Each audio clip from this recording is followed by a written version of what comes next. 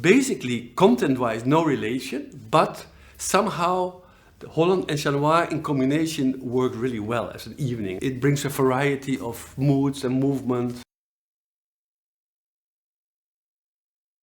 The first piece is basically inspired on the country I live in, Holland, with all aspects.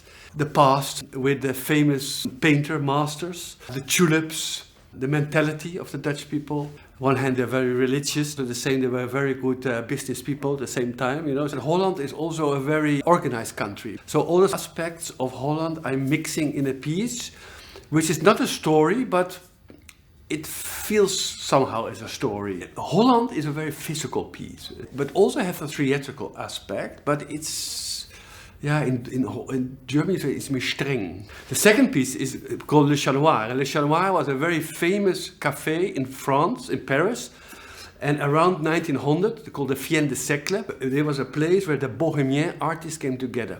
There were a lot of ideas which we see now, like the Eiffel Tower was also created in that time. So the music, the art, the painting, those people changed the world how we look at it now. It's a very important time. The interesting thing is that between 1900 and 1914 there was a party time in Paris. But at the same time, you felt already the war was coming, the First World War in 1914. So my piece is about to celebrate Paris in that time. I use music of famous Offenbach, which is music from the times, operette music, but I also mix it a bit Jacques Brel and Édith Piaf. And this is something I was inspired for the piece. It's a very funny piece, it's right, but you feel there is a dark thing underneath. And that makes it piece, I think, interesting because it makes the piece layered.